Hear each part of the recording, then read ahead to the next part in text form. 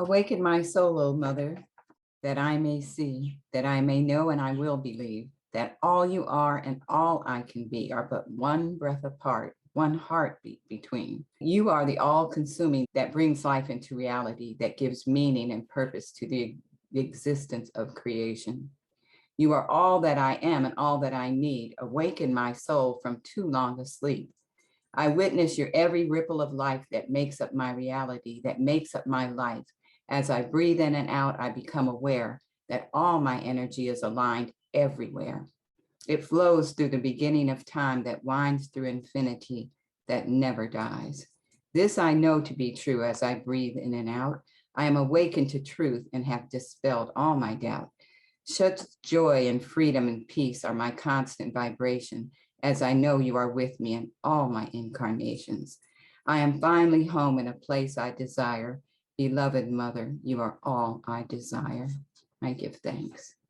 Thank you, Grandmother Rabiah and Fred, for being here with us and proving sustainable. That sentiment coming into this conversation is so apropos for where we'd like to go. We really want to talk about life. And we really want to talk about the sustainability of life. Life sustains us. We don't sustain life. And being real clear about the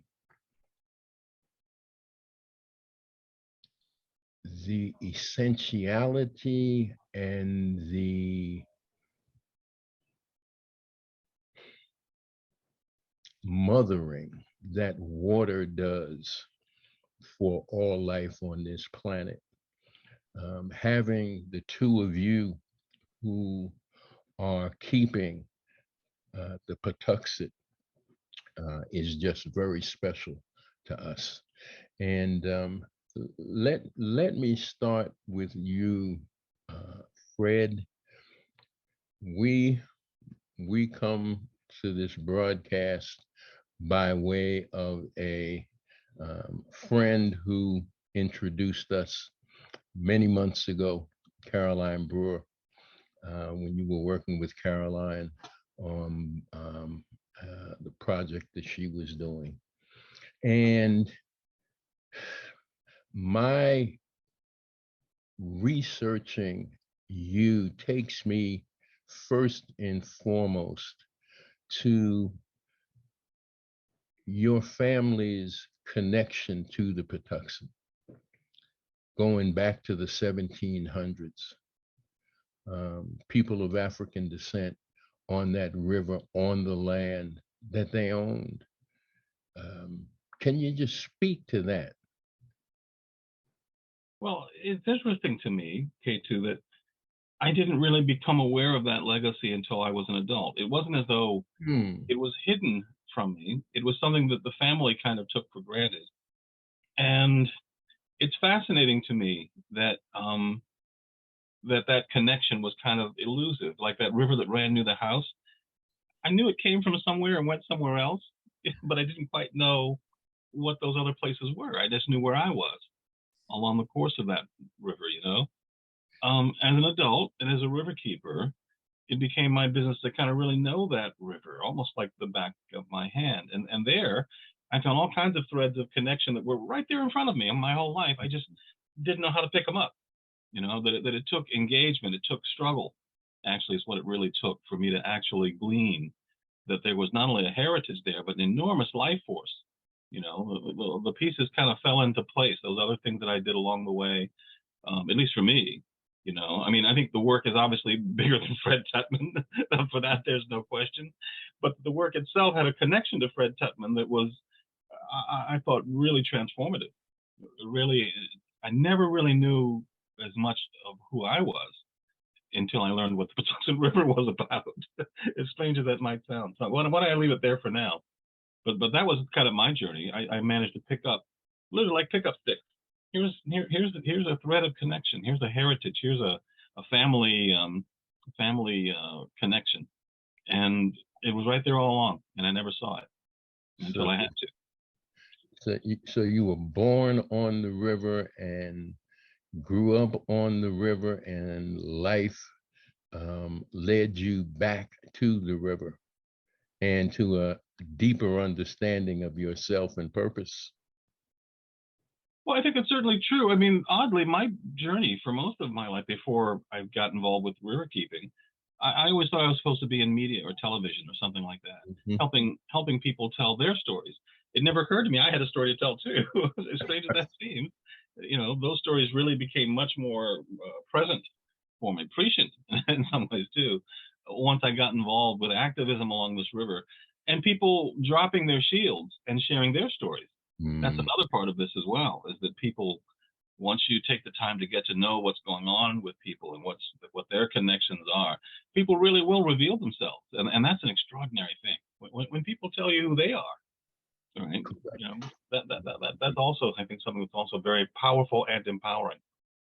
And sharing that connection, and especially affiliated with the river, I love that K2 prefaced how he became connected with you through the prior work with Carolyn Brewer.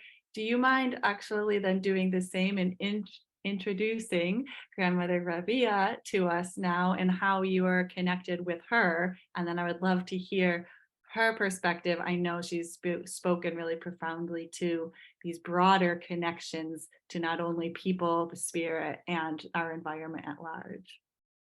Well, the irony is that while we didn't actually know each other, we were kind of toiling on some threads of the same project about 20 some years ago. The work that I was doing for Ford Foundation in Senegal was with a group that Rabiah happened to be well familiar with. In fact, I even edited video footage from an event, I think the Kumbalamba material from St. Helens, where I think you were probably actually present and probably in some of that footage. So it's kind of odd that we would have taken the long way around to bump into each other some 20 years later and then discover we had that kind of shared connection. And let me be clear, that was work that was interacting with traditional healers all over the African diaspora, which has a very strong connection to indigenous medical and herbal practices as well. So as part of the same continuum, oddly enough, we were, like I said, toiling at different ends of the same continuum. Would you want to add to that, Rabiah? Yes, I would just say it was Dr. Charles Finch who brought Madame Patuxent from Rufisque in Senegal and her traditional healers, her assistants and her drummers, and they did a ceremony at St. Helena's Island, but they also reached out and they invited the indigenous people from several tribes there who came, and they, with their permission, then we could bring the ceremony there. And so I appreciate that also, is sometimes the indigenous connection gets lost in translation, but we're very clear here too at this river that we are on indigenous land way before that became a thing, that we always honor. The Patuxent is the name of a tribe. And what is your heritage? Your who are your people? Everybody. I'm very mixed up. I have indigenous roots. That's what I say. I used to name tribes, and then I thought, well, no, because I am a product of this land. I honor the fact that I do have those bloodlines, but I also have bloodlines from Africa, Ireland, France. And I was at a conference in '98, and when they asked us that same question, and I said, oh, I don't know, I'm like Heinz 57, I got a little of everything. And grandfather William Commanda, who was the wisdom keeper for the Anishinaabe, he said, come here. And I sat down and he looked me in the eye and he said, don't ever deny who you are. You are. And so that's what I am. I feel like I'm a voice for all of those mixed people of this land that are looking for their roots, and their roots are everywhere and widespread. So that's the best I can tell you. Well, that's awful good. That's awful good. Fred, back to you. The 1700s, the 16 numbers Mhm. and your people on that river, land on that river, was that land staked out somehow for Black folk? How did that come about? Oh, what an intriguing question, because I don't think that race works in quite that way in parts of the South. As much as Maryland was a border state, right? I have relatives and ancestors that come virtually every shade of that crayon box, you know. In some cases, it was fortuitous that I had relatives that were light skinned who were able to obtain land at a time when it was very difficult for people of color, you know, to obtain land. Maybe not illegal, but difficult, because the system literally institutionally made it really difficult for us to, you know, find the resources to compete for land, which is obviously a very, you know, prized commodity. So I would say that our connection is not only to the river, but to a particular place. If I'm in a saucy mood, I would say, you know, we didn't have a lot of mobility. We were stuck in one place for generations.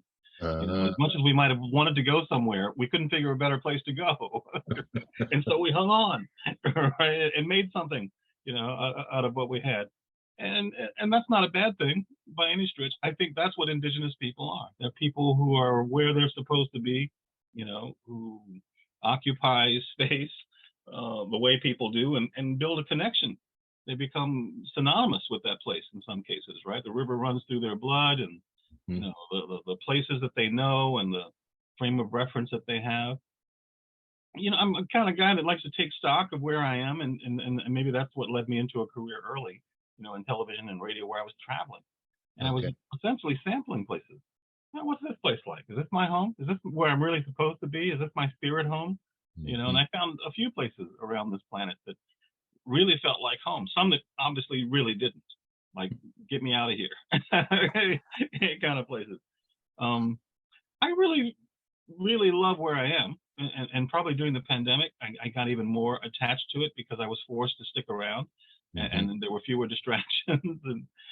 But there are other places that I think are incredibly soulful places. Nova Scotia, for example, I think is an extraordinary place along the Breton coast. I've never seen places or felt places like that. The Fundy Bay that has those incredible tides, 13 and 14-foot tides, tides that you can run a power plant. Literally, they have a power plant that they're running on. Argentina is also a place I really fell in love with because it was such a robust culture. The music, the poetry, the passion, the people, the vibe of a place that's really cooking, you know. All of those are places along the way that I found that really, really appeal to me. But the place where I'm home, you know, I mean, maybe I'm over talking it. The difference between domain and turf, right? Turf being where you belong, domain being where you can go. You know, all kinds of places we can go where we don't necessarily belong, right? You know, and maybe the other way around. So I'm very mindful of where my turf is and where it isn't. You know? Indeed, and that turf, indigeneity being a place of turf, a location where, I mean, I grew up in the Hudson Valley, and no place feels like the Hudson Valley. Even though I would not go back there to live now, it's still home. I still consider it home. And so I very, very much identify with that, and identify with those other places, Southern California and the Mojave. Rabiah, home is home. I heard you mention St. Helena's. Is home the Patuxent area? Is home Maryland? Where is home? Where's your place? The Pacific besides everywhere. The Pacific Ocean. I grew up in California, and I'm a Pacific Ocean kid. And that is where home is. It's not even necessarily the land, but the ocean itself. my father took us, we went as children, actually, we went to the mountains, we went to the desert, we went, you know, we were at the ocean a lot. He and a lot of our relatives like to fish. And then we just like to be at the ocean all the time, me and my two sisters and my brother. But for me, that's a place that where my spirit, when I need rejuvenation, if I go back to the Pacific Ocean, that's where I become alive again. That feeds my soul. And I can say that, you know, the Patuxent is a place that has welcomed me, this river, by the way of Fred. Fred has been, when I first met him, actually, a friend of mine brought me here to do ceremony and Carol, and it was a connection that was immediately to this river. And so having done many ceremonies here and being honored to stay here right now and be able to go out and pray in the morning and talk to the water and all things around here, I'm reminded over and over and over by the spirits of the people of the Patuxent and other indigenous people. They haven't gone anywhere, and they have been gracious to accept me here in this space. But my spirit always travels to that Pacific Ocean because that's what feeds me. All right. All right. Fred, in what ways has your work as riverkeeper been informed by the beliefs and practices of indigenous peoples regarding how a human being is meant to exist in relationship to the living earth? I think there are some truths that are common to many faiths and belief systems. I've always felt the presence of some great force within nature, and I've spent a lot of years trying to get as close to that force as possible. I'm a pretty accomplished backpacker, kayaker, way off the trail, way off to trails that are less traveled, basically, particularly because I think it's important for us to experience these things firsthand, you know, not on the Discovery Channel and, you know, not third party, but to actually walk the landscape or get on the water and actually go someplace or climb that mountain, you know. And it's just with some sense of loss I found with age and arthritis, it's increasingly hard for me to have that kind of mobility. These days I'd be pretty reluctant to be as far off the grid as I've been in some of my past exploits. But I will say that my own belief system is very connected to this, I don't know what to call it, maybe an esoteric sense of a presence. To me, the creator is not a big guy with looking like Burl Eyes, you know, sitting on a throne somewhere up on high. I like the idea that nature and the creator is something that's connective and connected to all of us. So the idea of being a community organizer, where community is being defined by a river or a place or people who have a particular place in common, is actually pretty exciting work for me. I'm all about community, you know, all about, you know, grew up in kind of a small community, rural community, a farming community, a place where people were not only connected to land, but they set their internal clock based on the cropping cycles. You know, is it tobacco season? Are the fish running this month? I mean, all these clues and markers we had around us that were largely defined by nature. Nature really defined kind of our lives in that respect. So the question you asked is really about my belief system. One of the things that attracted me to the Waterkeeper movement was its founder, who got up and made a speech, and he said that God speaks to you more acutely in nature than anywhere else, which is why you find in every scriptural basis, every religion, people are going to the desert or to the mountain or to the ocean or, you know, wherever they go, volcano, wherever they go to try and find some closer connection to nature. And that was such an extraordinary thing for me to hear, not because I didn't already know it, but because I'd never heard environmentalists say it. Mostly I heard environmentalists talk about science. And I wasn't a science denier, but I understood that this was more than science, that nature is more than just the science of it. Let me put it that way. In fact, I think if you focus entirely on the nature, I think you'll miss the boat in terms of what nature is all about. You'll lose context. Right? Indigenous people, people of color, I think we have a different context for these resources than other folks. You know, it's a mindset as much as anything. I don't think it's a skin color. It's a mindset, you know? So One of our guiding council members, Nicole McIntosh, refers to it as maroon mindset. that's interesting. And I just love that term because it just really hits home with me. And what really hit home with me, being a retired, I'll put it that way, a retired traditional African drummer from West Africa, from the Mandate speaking people, was your background as a blacksmith. I mean, we know you as a journalist. We know you as an attorney. We know you as an activist. We know you as a river keeper. From my understanding and education about blacksmithing in West Africa, blacksmithing feeds all those things that you became. So I'm really interested in your blacksmithing. And are you still smithing?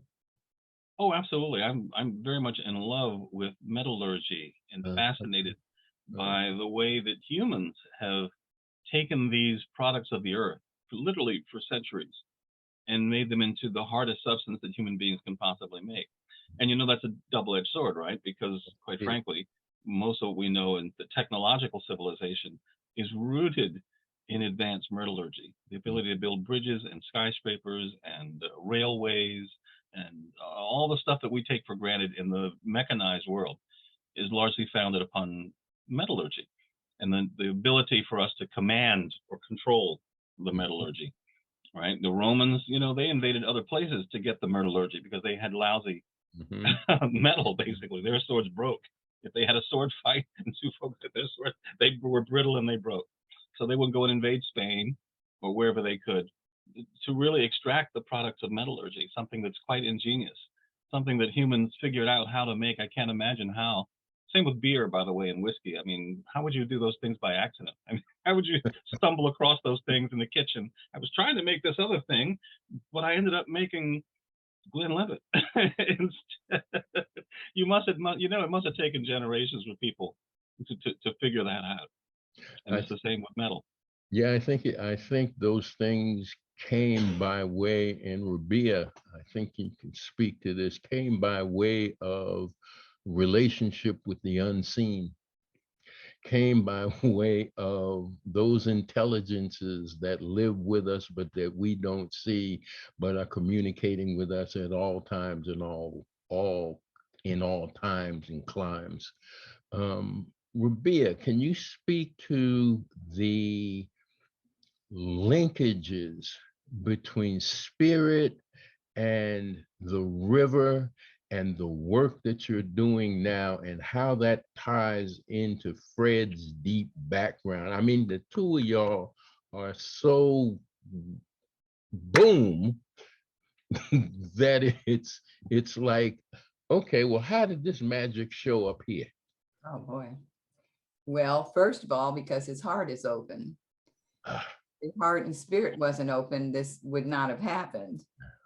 So the fact that Fred is a very spiritual person, and you can see it when he's standing out there, or even alone looking at the river and stuff. You can see his aura and how connected he is to this water, to the landscape, and how and it's a truly heartfelt thing. You can't lie about something like that, because your eye is the window of the soul, as they say, and you can see it in his eyes. And so therefore, him being receptive to my coming there and doing ceremony, and then coming back and doing more ceremonies, and so I believe that spirit, I know spirit always guides every movement that we make.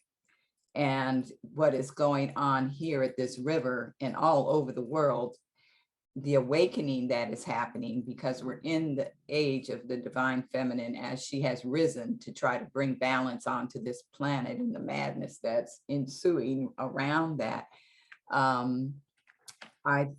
know that in a ceremonial space, which is every breath in and every breath out, you're always in ceremony. Even people don't realize that everything they repeatedly do and say becomes ritual. And we have ritualized so many things. And so trying to then, like, I do ceremonies for the full moon. And I did ceremonies here at this river for the full moon, and I do it at other times as well. And the amount of energy that people bring when you open and show them that connection, how the moon will be behind clouds, but when you call her out and she says, okay, it's our time, those clouds will part and she'll shoot up into the sky, and people are amazed. And I just chuckle because I'm like, well, she said, came, you showed up. Well, she did too, right? So, and the same thing, it's like when you're in stillness and you allow just yourself to just, nobody's mind, I think, I haven't mastered making my mind be quiet, just like my mouth. So it's just, but when you're in that presence and you can become one and quiet and receptive to it, you start to notice the nuances and the energy of everything.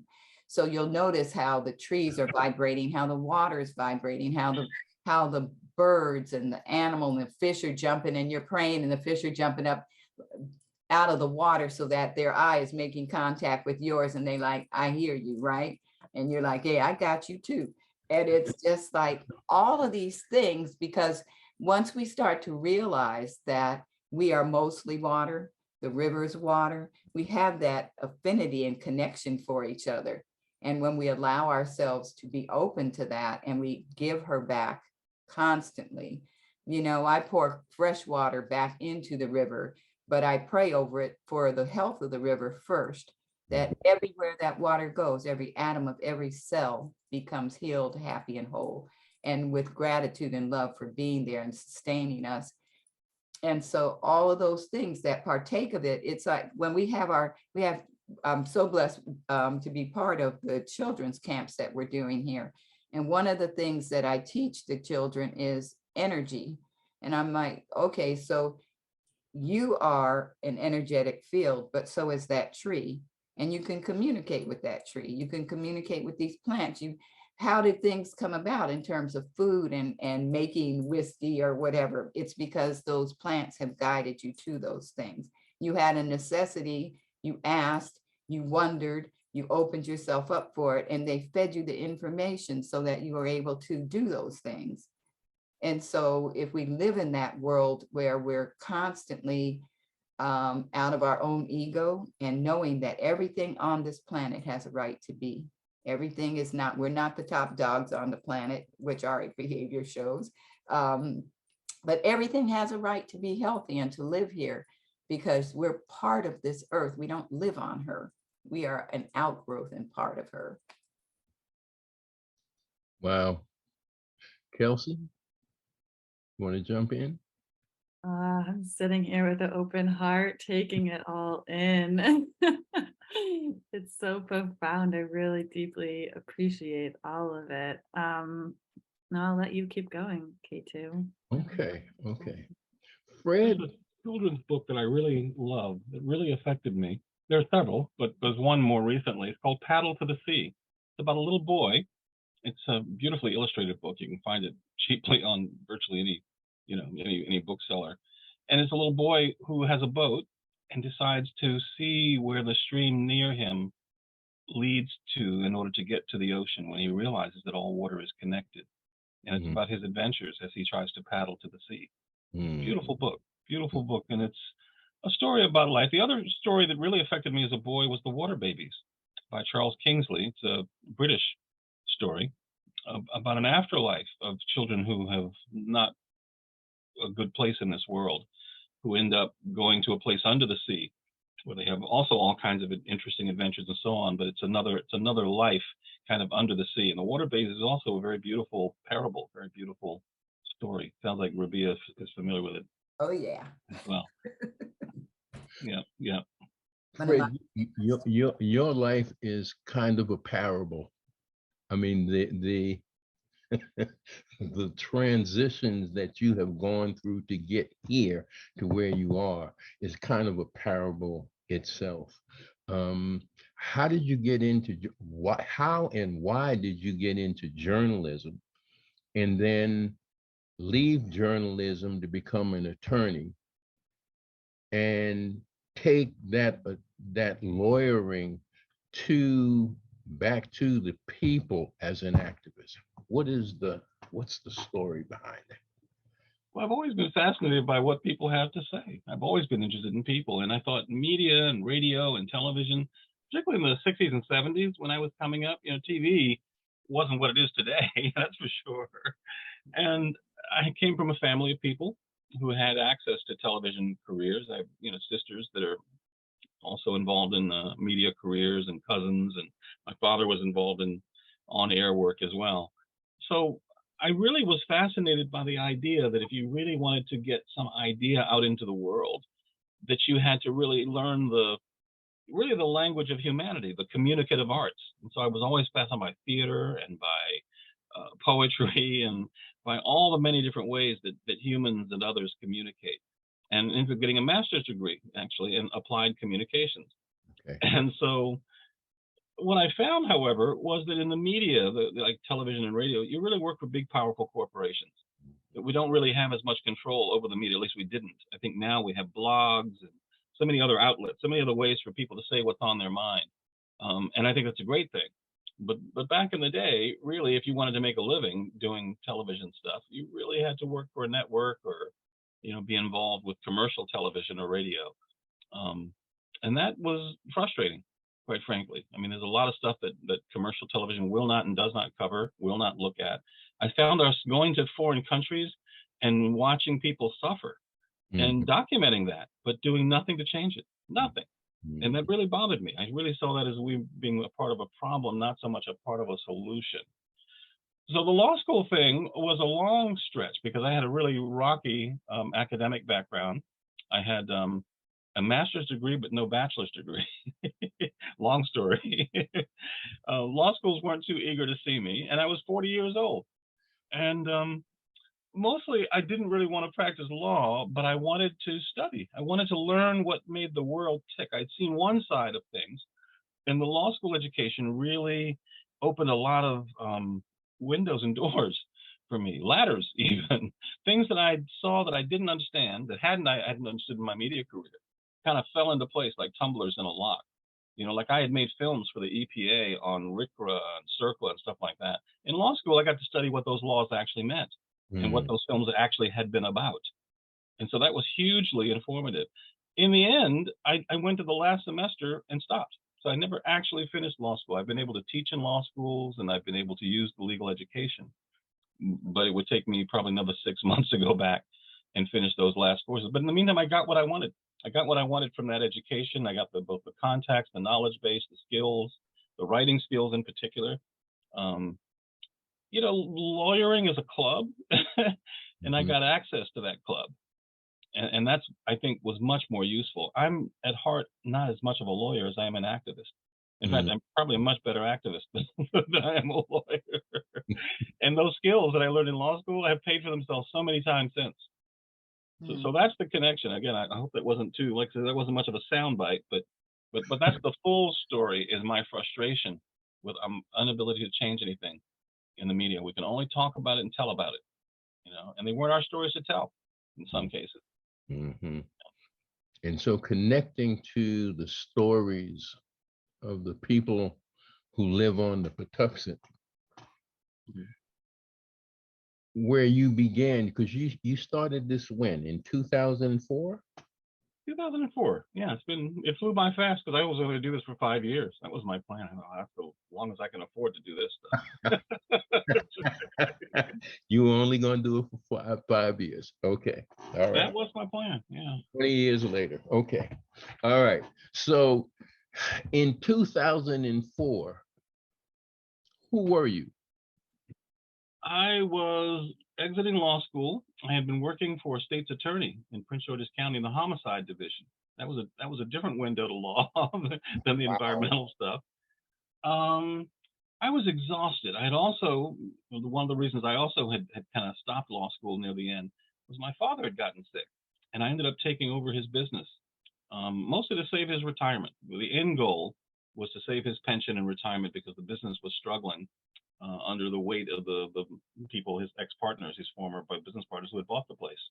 Mm. So my mother and I actually ended up taking over that business and gussying it up and reselling it so that we could save the old man's pension. So I was beat because there was a lot of fighting and struggle involved in that. My father was waning from strokes, and so we were struggling to save his marbles, to put it bluntly. So it was a very stressful time for me, and I stumbled across this river keeping thing, and it just blew my mind. Like, oh my gosh, I had no idea you could make a living doing that. And I think you can, but it's tough. It's tough to make a living doing that. It's tough angering the establishment. It's tough suing rich polluters. It's tough for people of color to make our own way and be ourselves in movements where we're only an afterthought for the most part. People just assume that we live in deplorable environmental circumstances because we lack initiative. I've had people say that to me, actually. Why don't those people clean up that neighborhood? You know, if they had any initiative, they'd pick up all that trash, or they'd fix these problems. We did. And I think that's the tragedy of the environmental movement. It's dominated really by a perspective of white access and privilege. It doesn't occur, I think, to people in those bigger movements that we struggle with different problems environmentally. As much as we're all breathing air and drinking water and all that stuff, these are very different paradigms that guide our ability to access those things if you're a person of color in America. For one, your diversity, which is not even a thing. Diversity? What's that? Is that, you know, is that something I can take to the bank? Is that something I can rely on? What is diversity, and who gets to decide what's diverse and what's not? I mean, I think it's a ridiculous way for these movements that think they're going to save the planet to just sideline us immediately by assuming that we don't have anything to offer except some diversity. It's actually depressing sometimes. There's so much out here to be done, and there's so much that we can do.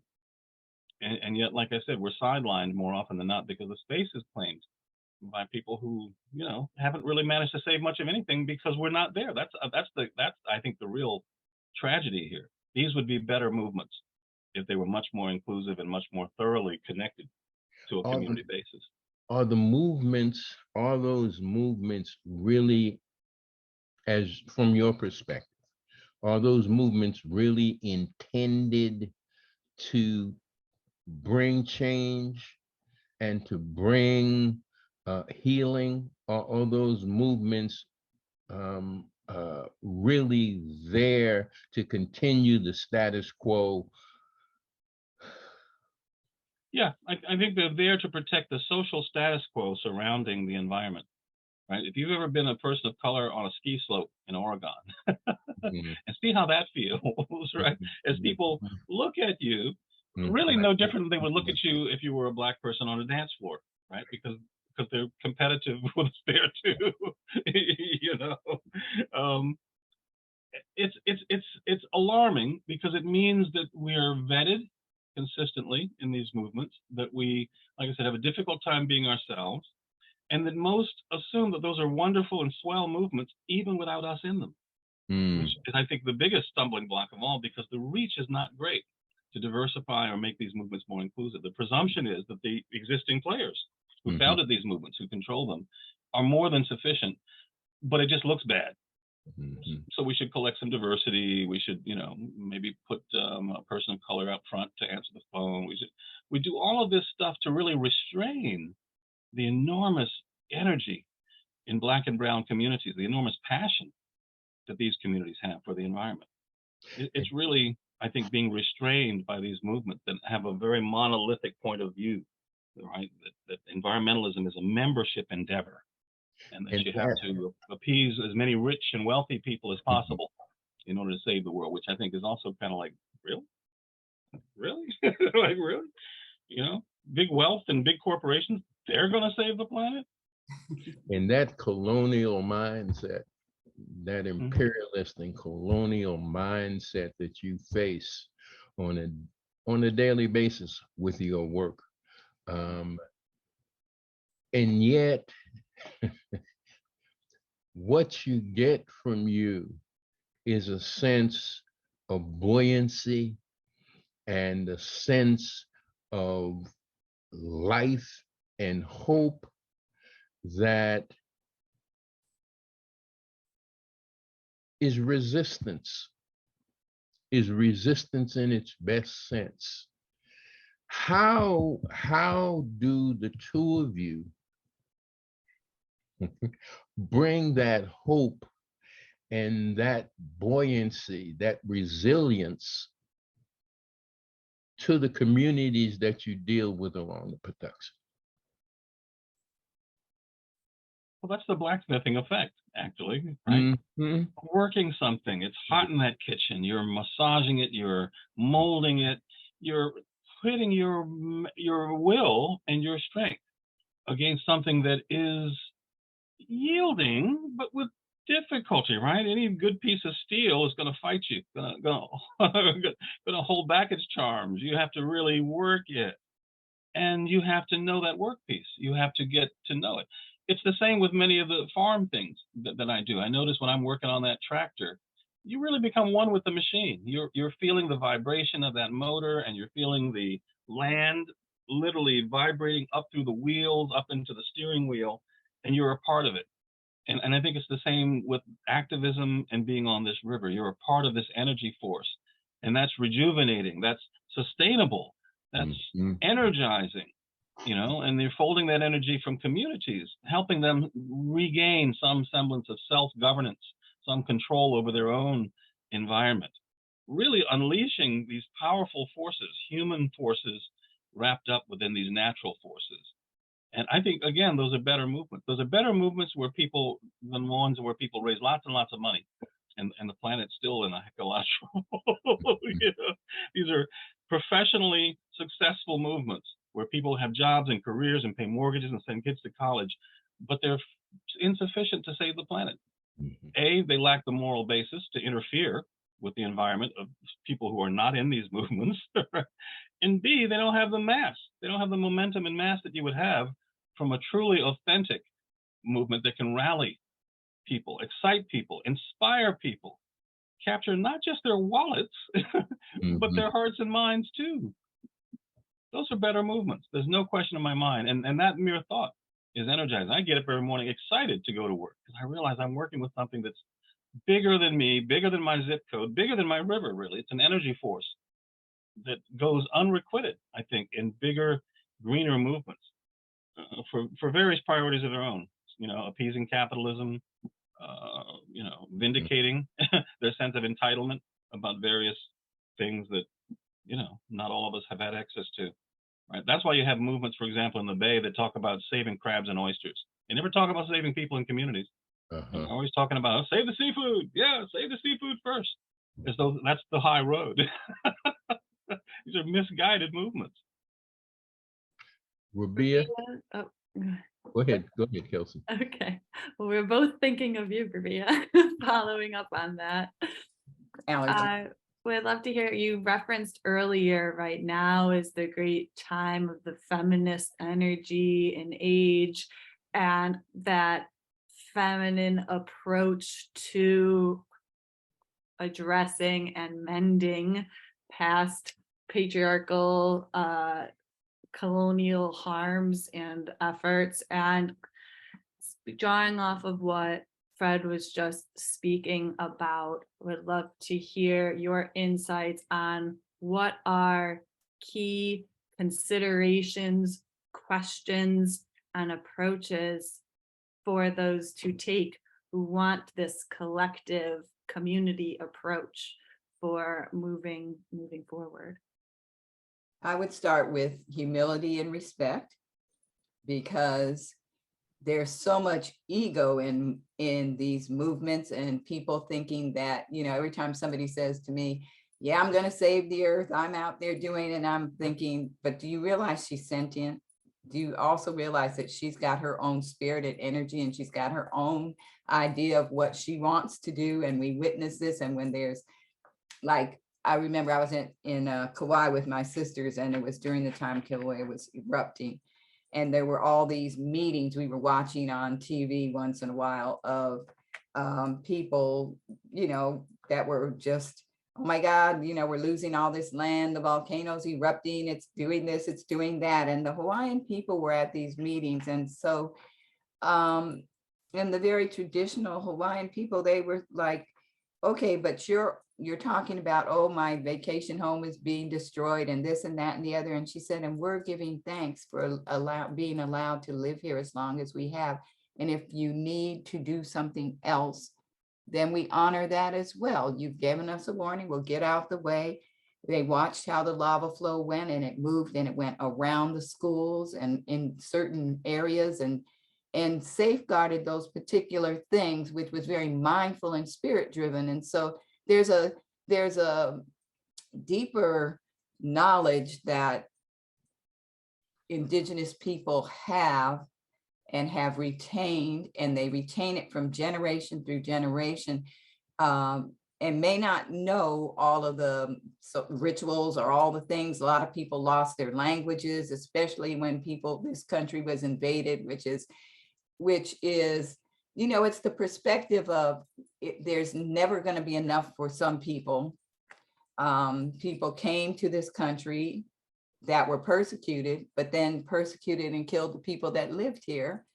And now they want to say, who else can come? Well, you're not welcome here, because now you're encroaching on our space, while you have people indigenous to this land who are suffering and living in horrible conditions. And so it's all a matter of perspective but they're still doing their traditional things. They're still, as much as they can, are honoring the earth and all those things that so-called New Agers want to, everybody's smudging now, but they don't realize that all that sage they're selling and all that, there is a certain amount of anything that can be given without over harvesting and then decimating something. And people are, same thing with fishing and introducing other species. And it's a matter of mindset. It's not, this river's not here, or any body of water, just to entertain you, for you to ride your jet skis or whatever, and you jet ski past probably places where I know that people don't even like Fritz. You don't know what's going on in those communities along the river. He does. But most people don't give that a thought. They don't give a thought to, again, the Patuxent has the name of a tribe that used to exist, living, breathing people whose spirits are still here. Same thing with the Potomac, same thing with the Anacostia. All of these rivers that have these indigenous names of people, and they don't even realize that every time you say Patuxent, you're giving energy to that tribe and to those spirits by calling their name. You are feeding their spirits and their resilience. They're here, and so I think that, and I'm probably way off whatever you asked me, but that's how I go. But anyway, I just feel like, when you can't see and have kindness for everything, if you can't have kindness for the trees, for the plants, for the bugs, for the animals, then you can't have kindness for people either. And you won't care what happens in their communities and what that looks like. And you don't care that they don't have fresh, clean water, because you've got yours, and you don't care that, what people's actions are doing are causing fires all over the world. But you react when it becomes something that personalized is you. If it impacts you and you can't go outside because they're saying the air quality index is toxic to you, then you're griping about that. But what was your contribution to that? But what about the people every day that don't have clean water, don't have clean air, that are being bombed in their countries? That, I feel like if you just go out in nature, if you want to speak for a movement, you want to say you're doing all these things. Fred and I were at something recently that they'll probably tell him never to bring me back to, because I was listening to all of these people that were talking about the Patuxent, but nobody invited the Patuxent Riverkeeper to sit there and to have anything to say, but everybody else was lauding themselves about all the stuff that they were doing to safeguard this river. And I'm thinking, but your Riverkeeper's right here, but you can't see him and you don't want to give him a voice. You don't want him to come up here and say the things that he's doing. And then I'm thinking about, okay, well, you want to talk about all you're doing to save this and you're so proud of yourself, but you contributed to this. It wasn't our people. They want to talk about people, and like Fred said, black and brown people, but let's talk about so-called red people who aren't really red, but anyway, indigenous people who have held the space that people have always farmed. They've always had gardens. And they love nature and they love to be in nature, and they talk about nature in their writing and their songs and their love songs about, you know, how love flows and grows and how the light is. And so those that are in these big green movements that are propping up the people that are destroying the planet, I'm like, can we just take a step back and take a breath and say, okay, what are you really doing? I'm talking to people from tribes that are saying they're putting windmills there, and they're saying, oh, there's this new wonderful thing that it's doing, but what's it at the cost to what? Okay, so they know that those windmills are causing harm to the environment. And people that are now, they're saying, oh yeah, everybody should have solar panels, but the solar panels, the things they're made of, don't break down and can't be back infused. They're toxic and can't go back into the earth. We need to be more aware. And if we planted more trees, and then somebody was telling me recently, which I wasn't aware of, that whales produce more oxygen. It was my friend Lisa. She said, do you understand that whales produce more oxygen than the trees do, than the rainforest does? And I was like, no, I wasn't aware. And she said, yes. But we're destroying them too. It's like anything we can destroy, we will destroy. The collective, bigger out there, we. But the everyday people that are going about their lives trying to survive. We were at something one time at the Anacostia, and we had young people there. And one girl said, I grew up in Anacostia. We knew the river was right there. I never got to see it until I'm a teenager now. And she was astounded looking at it. And she said, and the way that it is here over by Navy Yard and stuff, it doesn't look like that where it flows through art. And she said, and when you're in such poverty or you've got violence on your street, the last thing you're thinking about is that there's this awesome river there that you can go to and feed your soul, right? So, you know, we need to be more aware. And the other thing is, spiritually, when you become one and you start to open your spirit up, all the answers are there. The trees are constantly talking.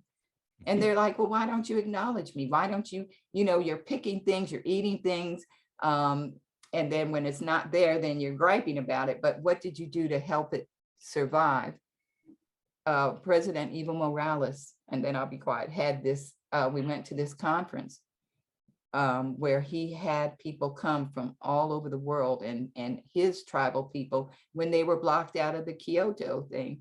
And we wrote a document, The Rights of Mother Earth, that he took to the UN and said, she is a sentient being. She has every expectation and right to be healthy and to live. And bombing her and digging her insides out and all the things that we are doing to this earth that we want to live on her and say, we want to enjoy parts of her body that are pleasant for us. He's like, but do you give her a thought?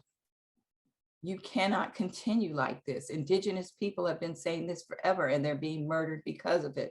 So all these big green movements, if you're not speaking for all of the people on this planet, if you're not bettering the lives and you don't see that everything is connected, and if you can't come out there for all of them, then you're not doing anything except the status quo. I'm saving this for my kids, for my generation, the eugenicists, all those kinds of people. Mother said, I don't make differences over my children. When she says that to me, she's not saying just racially, she's saying the animals, the plants, the bugs, the water, all of these things that she breathed life into to her are just as important as anything else. And when we learn this and treat things that way, we won't have all these problems. I'll be quiet. All my relations. All my relations. All my relations. And they are. Yes. Yes, we are all related. And that was such a beautiful expression of maroon mindset. And it's maroon mindset that people are calling indigeneity today. That is the healing vibration. It is the healing force. That is the healing wave that the two of you are riding and working. And as healers, because I mean, Fred, you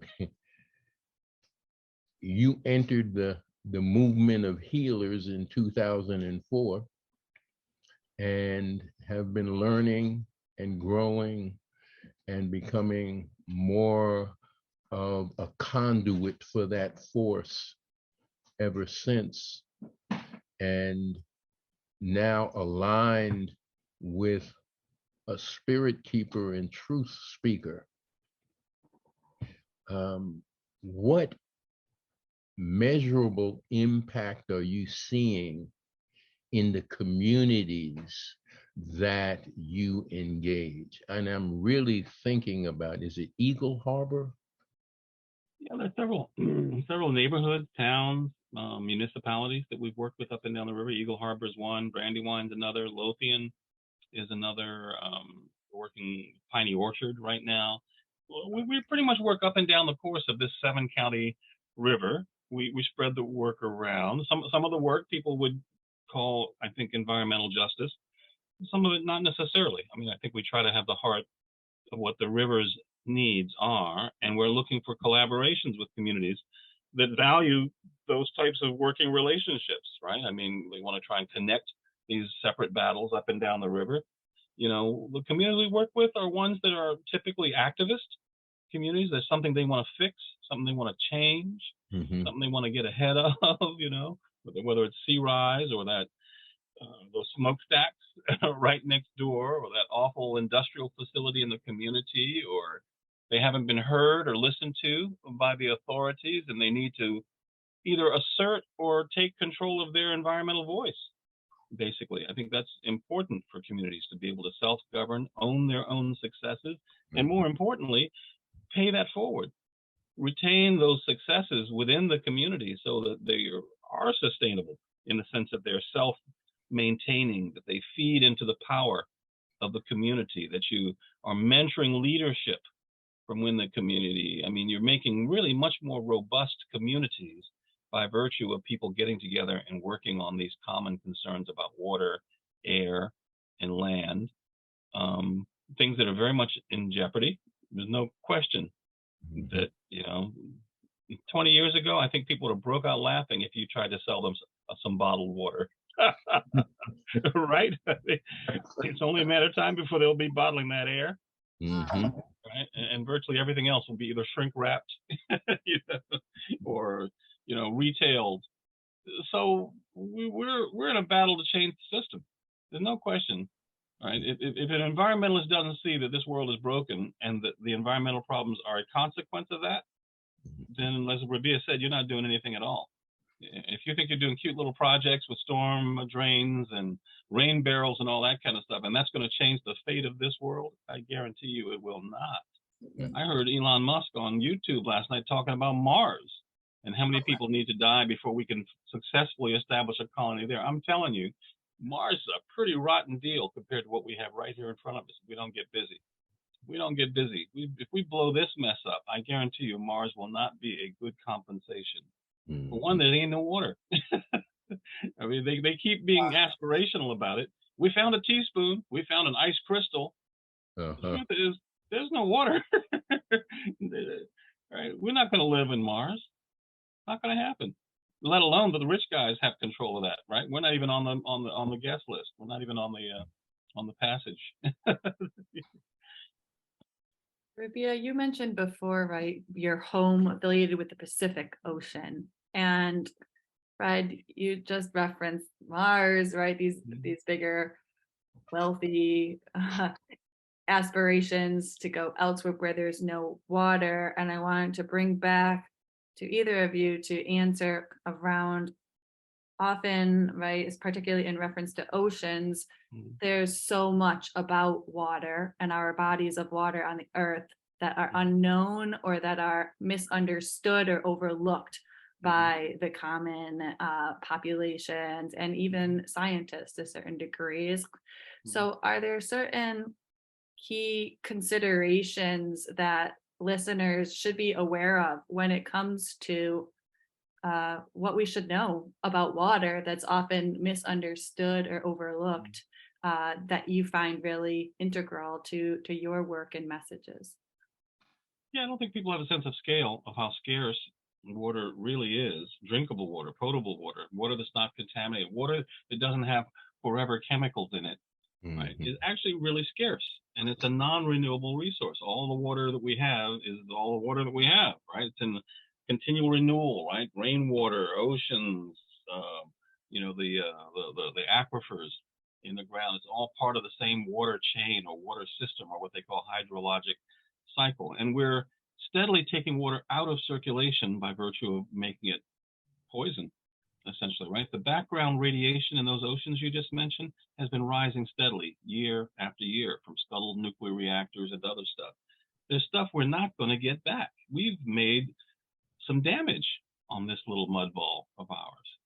And it's not enough just to recycle. We have to change what we're doing. We don't need more research. We don't need more studies. I don't think we even need more scientists. We need more activists. We need more people to get really vocal and really active and really organized. And the more active and organized you are, I guarantee you, the cleaner your air and water will be. It's happened again and again. Everywhere I've been in this work along this river, when people start making a lot of noise about their environment, they get action. Now, if people are waiting for the government to come save them, or a helicopter, or for Elon Musk to take them to Mars, very different set of circumstances. But I'm telling you, the people we want to work with at Patuxent Riverkeeper, people prepared to struggle. Not fight, because fighting sounds violent. We're not about violence. We're about struggle. We're about that blacksmithing effect, right? Hot in the kitchen, working on that hard piece, using the products of the earth, fire, oxygen, air. Great stuff. Wonderful stuff can come out of it. You can take something as ugly as sin and make it into something gorgeous and beautiful, something extraordinary. Useful. And useful. That will outlive all of us. Everything I've made in the blacksmith shop will outlive me. Everything. And life will outlive us all. Yeah. We may not be here, but life will be here. Oh, absolutely. Because when you look at when a volcano erupts and you've got all of that molten lava, and then you see a green plant come out, sprout up through that. Okay, so enough said, right? But the other thing is with the oceans and the pollution and all of those things, and there is so much about water in the oceans that we don't even know. I mean, it's fascinating to see when they can send those deep things down there, and you see all of those gorgeous beings that light up all these different colors that wouldn't have known that they were there. Just like until we started looking at things under microscopes, we wouldn't know there was a rich and thriving things in the water that are alive and that are continuous. Even when we're not, they'll be there. Elon Musk and the rest of them, the other part of this is, and yeah, I'm out there anyway. So we're not the only thing in the universes. Mm-hmm. And so there are other sentient and more intelligent beings than we are that have visited this earth. There's proof all over the place in various cultures and things that there are, and we know that they've been coming, and we know that they're still coming, and we'll know in larger numbers that they're here. But the point is that, we're not the only habitable planet. We're not the only so-called intelligent life force that is out there. And so he can go to Mars all he wants to, but I really believe that they all are watching this planet. You think they're going to let you take all your crazy out there? I don't think so. They're more intelligent and they've been around longer than we have. And so that's the other part that people discount all the time, is that we're not the only game in town. We're not the only so-called thriving, intelligent life force that is what they want to believe is that, because they can go out into Mars and other places and try to destroy that and the moon and all these other things. But we know that other planetary beings have been coming. They've been in the ocean. They still are. They've been, I went to Guatemala and a farmer took us up on a ridge, and he was saying, when I was a young boy, my grandfather would bring me up here and we would stand here and we'd watch the ships come in and out of the mountain. And he said, and you see in many cultures and stuff where there's interaction. I believe honestly that once we get out of everything, to me that is so destructive comes from ego, and it's this need for people, organizations, whatever, to think that they're more intelligent, they've got more power than everybody else, and so they wield that power to enrich themselves and more. They can never, it's like King Midas, they can never have enough. People like that never have enough, and you can never feed them enough because they're lacking in something that you cannot fill unless it's spiritual.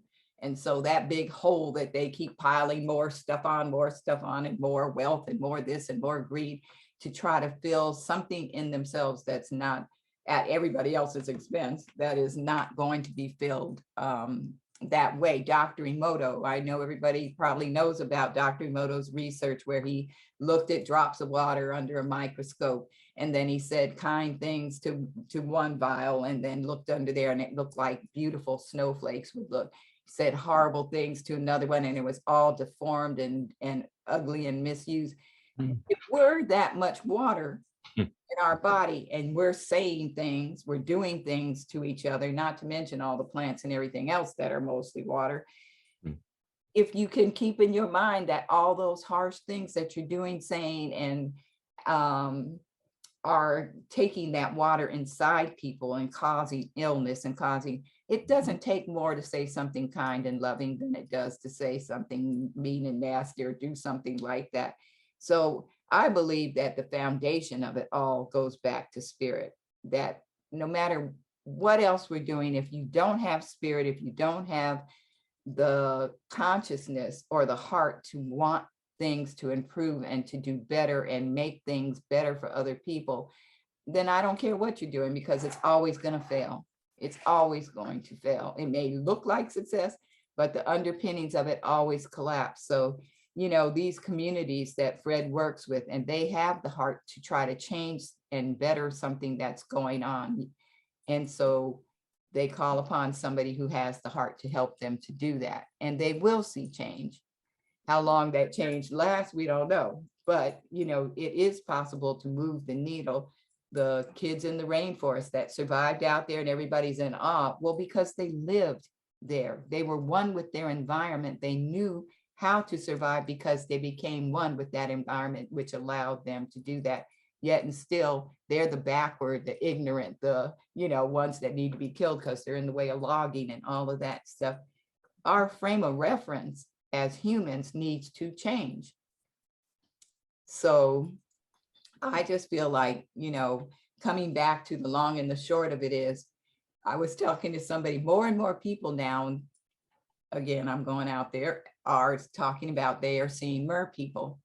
They have been around for thousands of years in the ocean, on rivers. They are true beings. And when you see fairy tales and other things, everything, all those stories come from somewhere, right? Somebody saw something that they then talked about, and it becomes in every culture has some stories. The Silkies in Ireland, there are other things, other intelligent life forms on this planet that we need to consider are doing their work as we're doing our work, and those that are destructing, there are other things that are at play too. And so I just feel like if people could open their hearts and their minds and their spirit enough to say, I have clean drinking water, And I'm blessed to have that, but I want that for everybody else. So I'm going to do the things that is necessary to make that happen. And what Fred was saying, I was just thinking, I saw something where Arizona, that is water deficit there, and they now have given some other country all of those acres and acres of water to make something else. I don't even remember what it is because it just blew my mind when I saw that. And I'm like, what about all the people that have a gallon of water for one family, but now you're giving some corporation all of this access to clean water that won't be consumed by people or animals? It's mind-boggling. So what do we think about that? We live with ever expanding and exploding contradictions, and we are either supporting or resisting those contradictions. We're either promoting or trying to heal those contradictions. There are sides in this environmental war that we are in. And the work that you do is so critically important because it deals with the primary life force for this planet, which is water, and which is the rivers that flow into the ocean. And understanding, grandmother, what you say about the preeminence of spirit, and that we are in a period now where the feminine is in rising, is ascending, is in the ascendant, and that mother knows how to take care of her faithful children, and she knows how to dispose of those who do not obey the law. Being clear about that is what I have seen in the work that the two of you are doing from the beginning. And just want to support and salute you for that work and for the energy that you bring to it, and for the spirit of resilience and resistance that you lift up as our ongoing history. That's our history. We're people who have been resisting this oppression from the outset, not a people who have been joining the resistance. We've been in resistance. We've been in resistance to this oppression from the beginning. And just jumping backwards to what we do here at Proven Sustainable in trying to bring to public consciousness the fact that there are people in the world who have some sense and that know how to live on this planet and with this planet and with all our relations. What can you tell us that in looking at our site that we need to do, or that we can enhance? What more can we do to support the work that you and indigenous and maroon peoples are doing? We need to commune, connect, and as I said earlier, I think we need to organize. I think we need to mentor. I think we need to help each other. think we have to. I'm a strong believer in the power of community, and I think we build community in much the same way we build family. We work at it. You know, we invest ourselves in each other. Obviously, there are lots of different communities out there. Right. Not all of them are for us. I do think movements that are committed to the liberation of all people are movements that have a particular type of, I won't say divine, but a certain energy attached to them. They're righteous movements, not just self-righteous, but righteous movements. And by virtue of that, they have a certain energy that is really unstoppable, actually, particularly once people really start connecting with each other and amplifying. And there are lots of belief systems that believe in that, right? People who drum together, chant together, they connect in various ways to pool their energy, to pull together. I do think that these bigger green movements have harnessed the wrong energy. They're trying to build corporations. They're trying to build big, toothy organizations that are too big picture, I think, to glean the individual stories that people bring to the table. People get lost in those movements. It's a form of corporatism, actually, because the corporate mission becomes more important than the individuals in the organization. And I don't know that those are movements for everybody. Over the years, I've watched people take great joy from those other movements, and who am I to judge? But instead, I set out to try and organize the type of organization I myself would like to join. And that is a movement that is soulful, that is connected, that where everyone, regardless of what they look like and what they believe, are welcome. You know, when we started that summer camp, it's true, we tried pretty hard to make sure we reached out to communities of color, but we never once turned away a person who wasn't. Never once. That's not how we roll at all. As much as we got phone calls from kind of indignant sounding people saying, oh, you're going to exclude white kids? Holy cow. What kind of world would that be? I mean, I do think we have a lot of healing to do. We need to get better at talking to each other. Like I said, we need to get past race. Race and racism are expensive, man. They're killing this country and this society. They're shredding it. Every day on the front page of the newspaper, we're seeing some of its fallout. Biggest game in town. We can't even get around to working on saving the planet until we can learn to talk to each other and work together. Have empathy for each other, which Indeed. is lacking, you know. And Indeed. it's interesting. Yeah, there were a few emails that I saw where people were like, so are white kids welcome at the camp? And I was like, of course. And we do have a mixed group of kids that comes to this camp. And the last one we had, there was, you know, Caroline, who lives on a horse farm up the street, and she's been to several camps, in Abby, and, you know, but what I noticed was she and Carla and Nzinga, every time they saw each other, they hugged each other so tightly. They were so happy to see each other. They put their heads together over everything. They were just spontaneously walking down the road when we go foraging, their linked arms around each other, and they're just strutting down the thing. They're always, you know, doing their little thing together. And that was organic. It wasn't anything that anybody said, oh, you got to play or you got to be with. No, they gravitated to each other immediately, found the commonness of each other and love for each other. And it's just awesome to watch.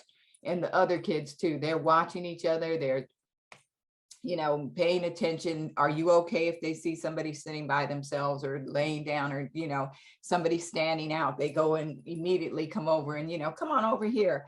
And they are very aware. And that's where it starts, making that awareness within these kids to each other. And they don't find the differences. That's the whole thing. They don't have differences until somebody tells them they're different and points it out and points it out as a negative.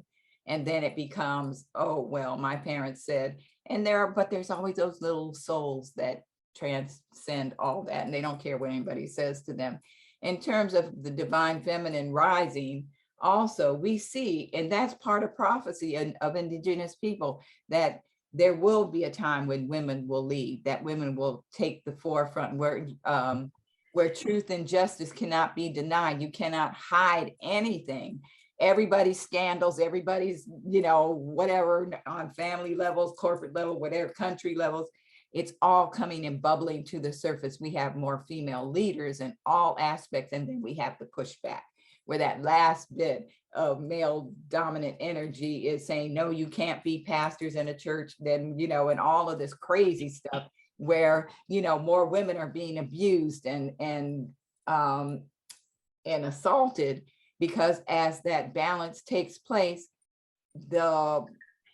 that masculine energy that's warlike and all that's not going to go quietly into the night, but it is, pushing back. But that feminine energy within all of us, it's not just females.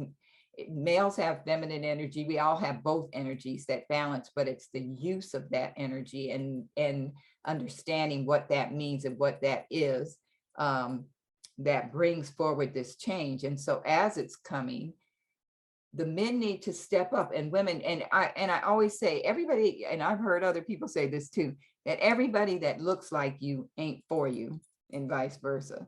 And so we got to get past looks. We got to get past what where somebody comes from, or their social, economic, whatever. That, somebody said to me years ago, birds of a feather flock together. She said spirits do too. So as those spirits come, we start to flock together, and we start to want to protect each other, and we want better. And the sad thing is that, yes, there's hurtful things that are going to come out. We have people that we considered heroes from all over, as people and whatever. Okay, that truth and justice, as it bubbles up and things are exposed, and the people are like, what? But on the other hand, we have to become allied with those people that are rising. We have to, people say all the time, well, how do you help what can we do for the Patuxent Riverkeeper? What can we do for this one, for that one? You can look at where your resources are going. People send money all the time to the big greens, and what are they doing? Then if you go and look at the salaries that those people are making, no, look at some smaller organization. If you just go and feed a neighbor, if you're aware that this elder down the street is in their house all the time and is eating cat food sometimes because that's all they can afford. If you make your consciousness expand to seeing more than what's in front of you and what your thing is. People say all the time, well, I can't afford this and I can't afford that. But you can go to a movie, you can go buy new clothes, you can, buy that bottle of wine or whatever. Instead, why don't you go feed somebody? Pay for somebody's school lunches that can't afford it. Are you looking at and I'm always asking young people, they're like, what can we do? What can we do? I said, look in your own neighborhood. Do you have elders in your neighborhood? Have you knocked on the door? Have you said, do you need help? Is there anything I can do for you? Do you just sit and give them companionship? Because everybody needs to be fed.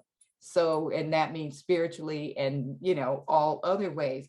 But are you going to give your money to a organization that has huge salaries? Or are you going to look around and you're going to say, okay, what is this one doing? It makes people feel good to just give this money all the time to this one and that one, and they can get a mug or all that, and where all that money for the mugs and the shirts and all that stuff is coming from. That money could be used in ways that are improving and helping your rivers, your communities.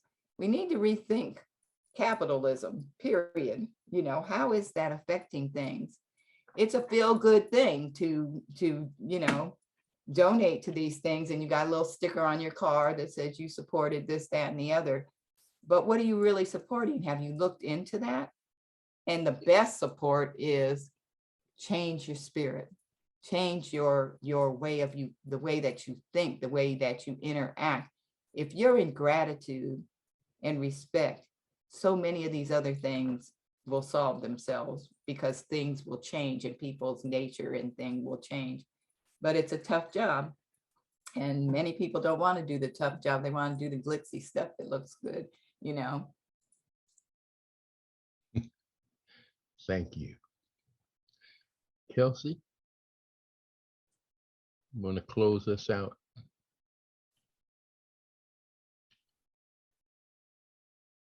You're Yeah, mute. I got it. And Kelsey, can I say one more thing? Yeah, go ahead. Okay, in the terms of the divine feminine, I just, with the way, with women rising and all, there's a singer called Monica. I never heard of her before.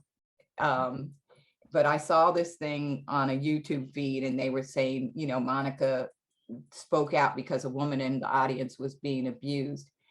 This singer was stopped her concert because she saw a man in the audience hitting a woman, and she stopped it and she went down there and said, and reamed him but good, got security on him, had him arrested. And people were with their cell phones taping all this, so we all know about it.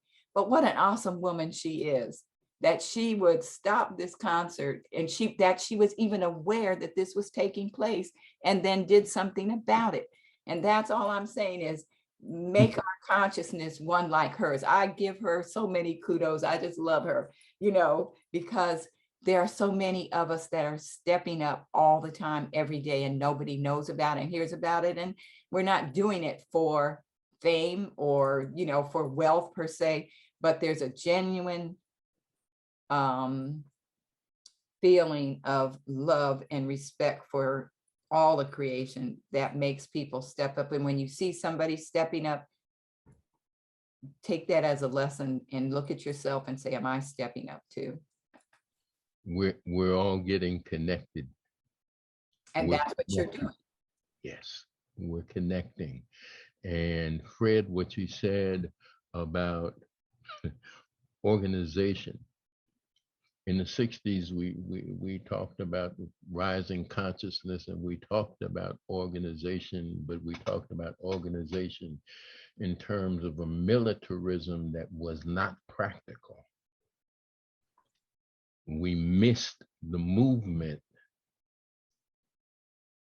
the moment in the movement in the 60s. Organization is what we have to do. And it's organizing around the very things that the both of you have spoken to today. Organizing around people's stories and people's lives, people's practical every day. How do we support the people who don't have a voice? How do we give them voice? And how do we bring those voices together in the same space so that they can see one another and understand how powerful they really are? That's what I hear in the work that you're doing, the both of you are doing. And I just want to thank you for that work and thank you for this opportunity to be here with us this afternoon. Thanks for the chance to talk about it. Believe it or not, there aren't that many forums to unpack all of these ideas. I mean, little bits and pieces here and there, but rarely all at once. So thank you. Thank you. Absolutely. My hero. Kelsey. Yes, I just want to echo the sentiments of deep appreciation. The one other thing I would expand upon that is from the conversation I've heard, beyond raising our collective consciousness about our connectedness and empowered capabilities as people, that we are integrated and integral with the environment, all life and earth around us, and that it is not just about the people or the environment, but it is a collective whole. And both really so grateful for your work and intentional communication that continues to bring that thread to light as well. And in wrapping up now, I would love to pass it over to Fred to have a lovely way to conclude this deep, rich conversation. Thank you for tuning in and contributing. Everywhere I've gone, and I've been fortunate to go to a lot of places on this globe, I've always found life thriving in the most unlikely places. And one of my favorite snapshots is a picture of a bunch of dandelions growing on top of a rock. They found a way to do it. They figured out a way to thrive. And so this, I think, is an important lesson, is that life is the rule, not the exception. And so we should be mindful of that as human beings. We're a part of that continuum, a part of that cycle, but that we're connected to all life, and life is pretty much everywhere. As much as I was dissing on Mars earlier, they might lack water, but they still, I suppose, have life. Mm-hmm. And so I think that's something we should really take to heart. As Rabiah said, I think it's about humility, about being open, about knowing our own nature, and honoring that. So I don't know if that's profound, but that would be my parting thought.